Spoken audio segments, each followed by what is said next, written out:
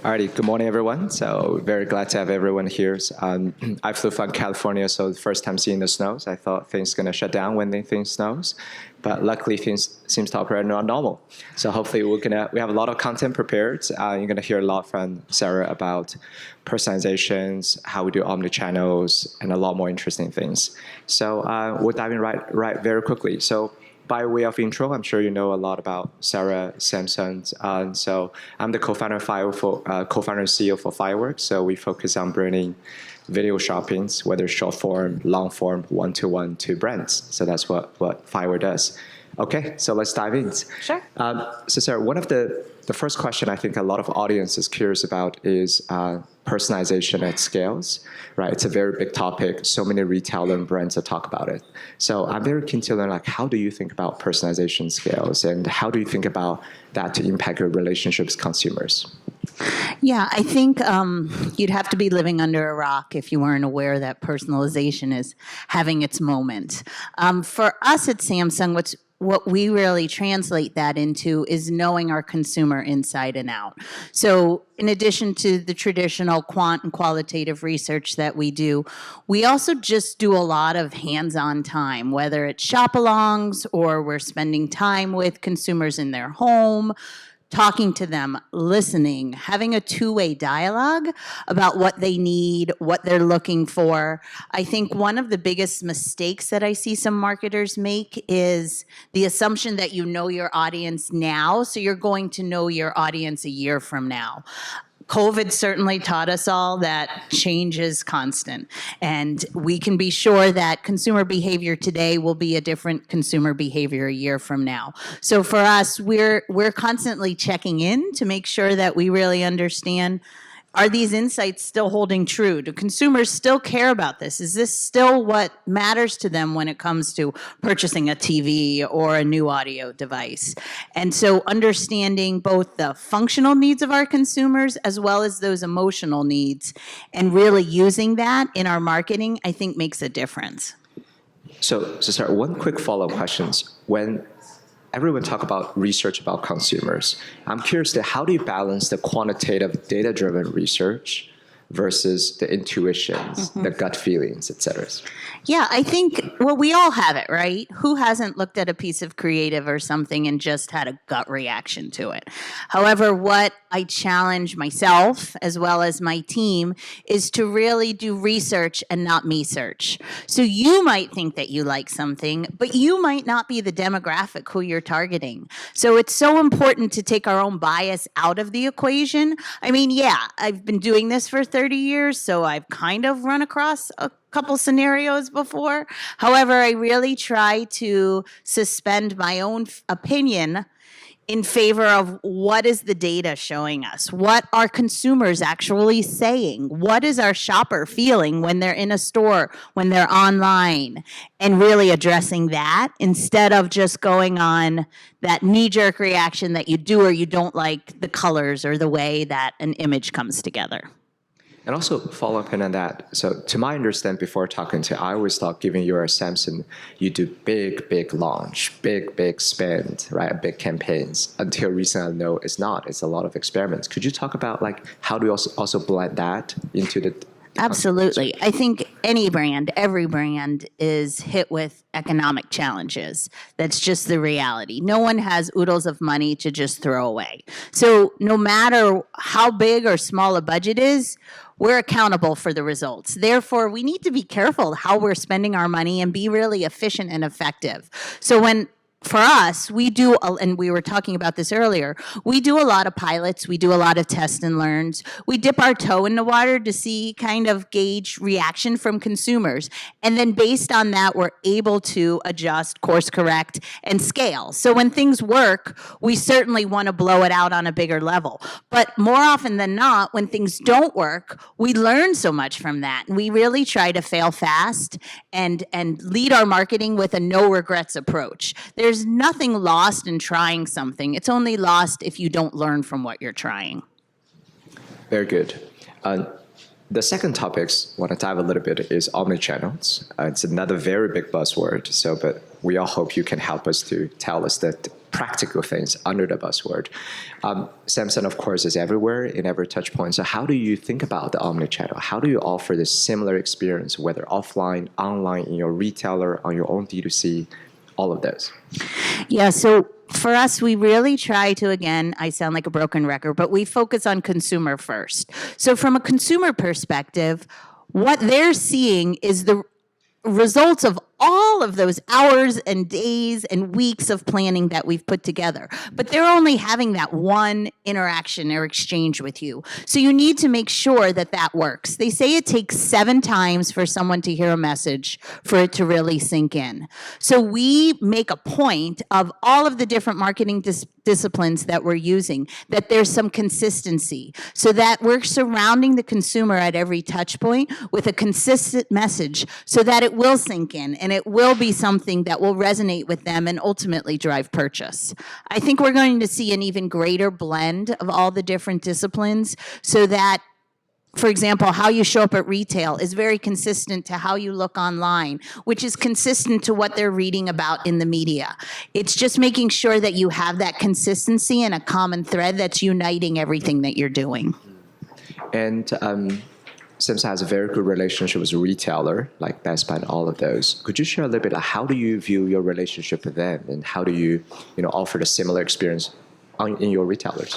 Yeah, so we do. We are B2C, so we have Samsung.com where anyone can go online. I encourage you to go online right now. You could have a chance to win a freestyle. But we have our wonderful website where we sell. We also have retail outposts. So if you go down to the Meatpacking District on 837 Washington, you'll see our store there, which is like an innovation center. That's actually an experience. It's not just retail. It's you get to immerse yourself in the connected living experience and how our products work together. So we put a ton of thought and effort into how we show up directly with consumers. But then the flip side of that coin is all of our retailers that we partner with. Obviously, it matters to us what our relationship is like with a Best Buy, with a Walmart, with an Amazon, because we know our consumers are also going to all these different retail components to see our product. And again, we want that consistency with the messaging, but we also respect the fact that every retailer has their own identity, and we don't want to infringe on that. So certainly we have our major advertising assets that we share with our retailers, but then we want them to put their own spin on it because they know their consumer best and they know what will resonate with them most strongly. So another thing is, from an omni-channel perspective, so how do you actually make it happen? Because I know we talk a little bit about organization designs, and what are your advice to so many retailers here to actually break the wall? How do they, for an organization, to blur the lines to offer the same experience to omni-channels? Yeah, I think probably one of the most important things is really that consumer-centric approach, and also looking at what's the consumer experience. I think everything that we're doing from an engagement perspective, it transcends the functional now. People have an emotional connection with shopping. And so it's really making sure that you're taking both the functional and the emotional side of that experience and creating a positive, memorable experience. Because I'm sure all of you, when you think of your favorite brand and what retailers you like to frequent the most, it's because you have a positive connection with them.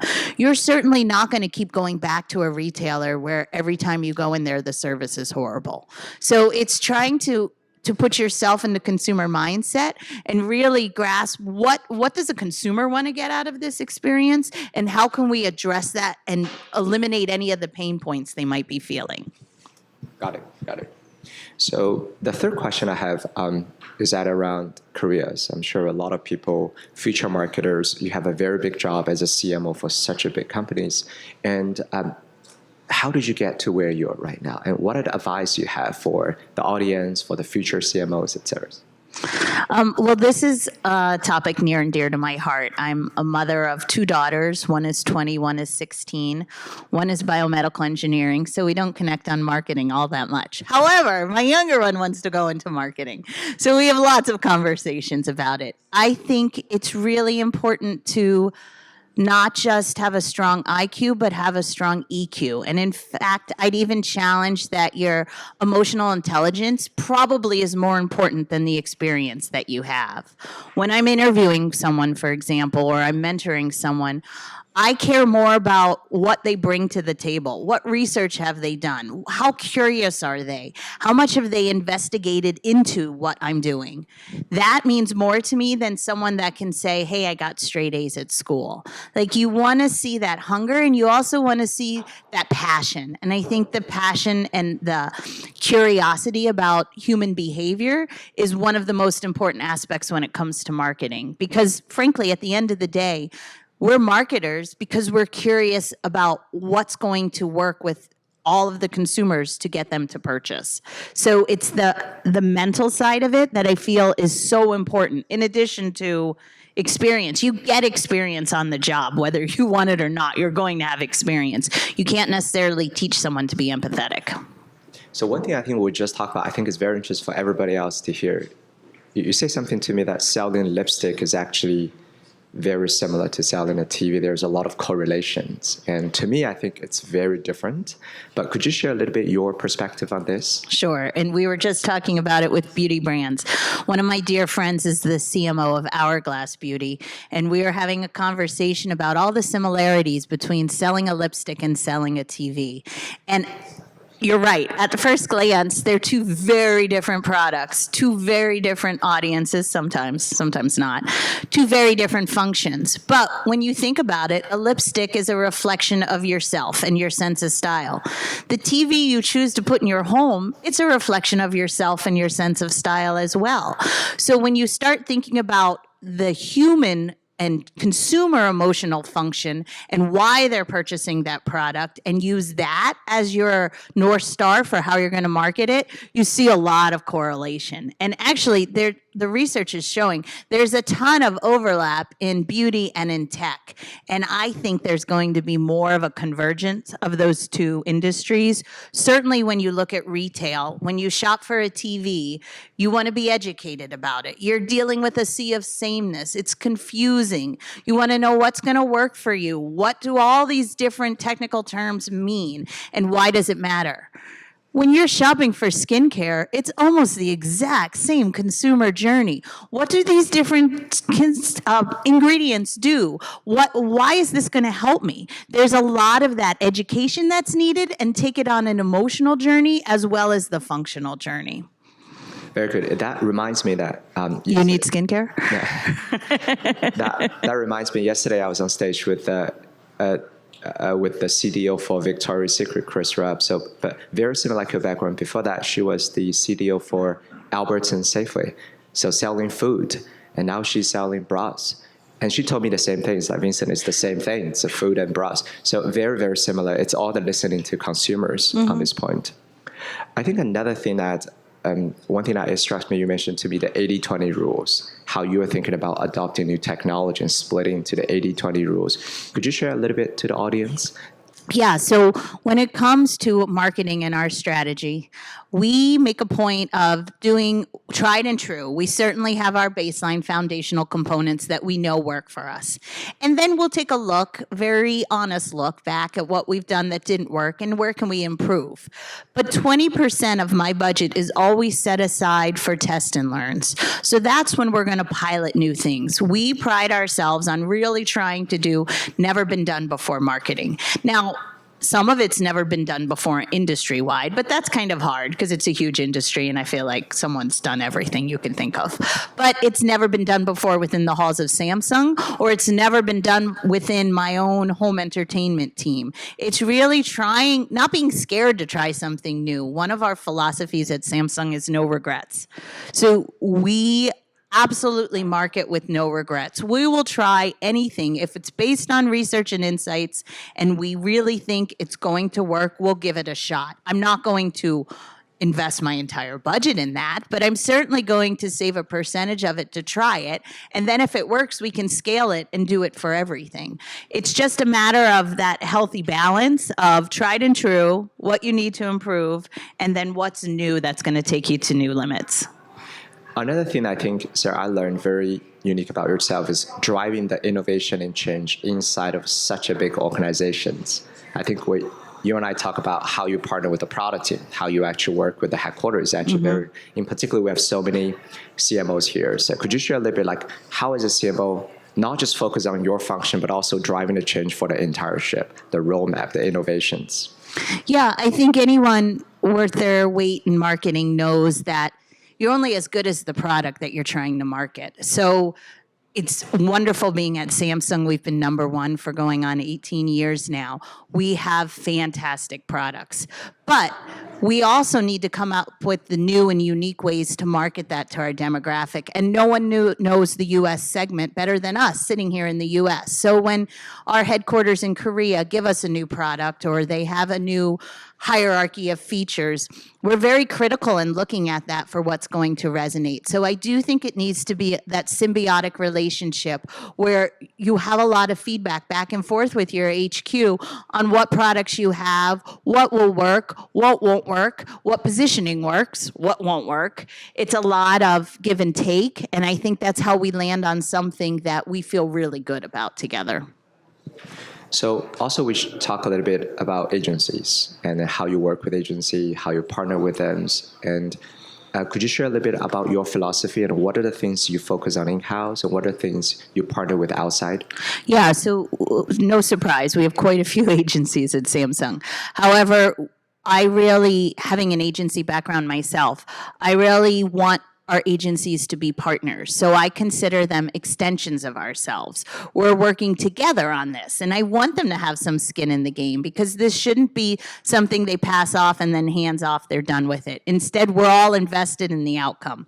So I look at our agencies as extensions of our team. However, at the end of the day, when it comes to being accountable, that's me, that's my team. We are ultimately the ones accountable. I don't believe in using agencies as scapegoats or anyone that you can just blame when something goes wrong. We're all in it together. We all win together. And then when it comes to being held accountable for it, that's where I feel it should definitely sit with my marketing team.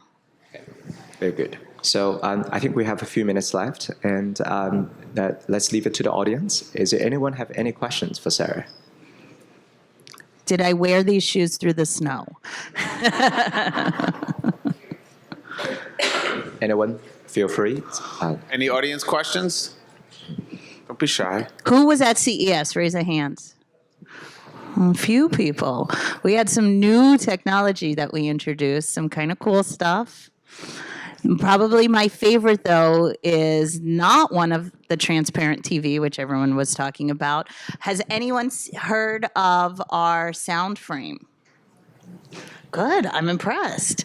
So what we've just, who raise your hand if you know about the Frame TV for Samsung? Yeah, huge awareness for that one. Well, what we're introducing this spring is a picture frame that you can put your own family photo in, but the matting of it is actually audio. So it can connect with your TV. It can also be used to stream any music that you want. It's a smart device, so you can talk to it, ask it the weather, things like that. That's probably, I think, one of my favorite CES innovations that we have coming out. All right. I love it. Any questions? All right, I guess it's a slow morning. I will say two things. First of all, we are going to be working with some of your counterparts at the Herald and doing our next New York event at the Herald Square Samsung space on February 1st. So just a little plug there. Really excited. We worked with Janet and her team down for an event in Dallas. Now we're excited to bring it here. It's going to be around the future of marketing. Very exciting. And I'm back in that one. And you're back. I love it. And I will also say as a consumer, shopping for TVs a few years ago, we went to Best Buy, and I remember this experience. You know, again, you're talking about it's overwhelming. There's all of these different specs and things to consider, and there's an education process. We went to the back of the store, and you look from far away at all the TVs they have on display, and we picked the ones from that have the best picture. We got to the front, every single one of them was a Samsung TV. Just saying, we're Switzerland here at Brand Innovators, but yes. I had to, but that, you can't go wrong with a know. Samsung TV. Absolutely. I have to give a shameless plug. I love it. Any closing parting thoughts before we wrap up? No, other than just, I think, stay curious, understand your consumer, and keep checking in. Those are probably my three biggest suggestions. Yeah, I would say as someone focused on technology perspective, there's a lot of new tech that push the boundary of shopping experience. So if you happen to be NRF or CS, definitely check out. I really resonate to what Sarah talked about. The line has been blurred between offline and online. Traditional offline is very experiential but less scalable. Online is very transactional but less experiential. But now you're starting to see the experience. Samsung and Showbricks are very, very similar. So I'll definitely starting to look out this year and the next years. All the new technology can be something very cool happening. So, all right. Thank you, Sarah. Thank you, everyone, for listening. Thank Amazing. you. Thank you so much.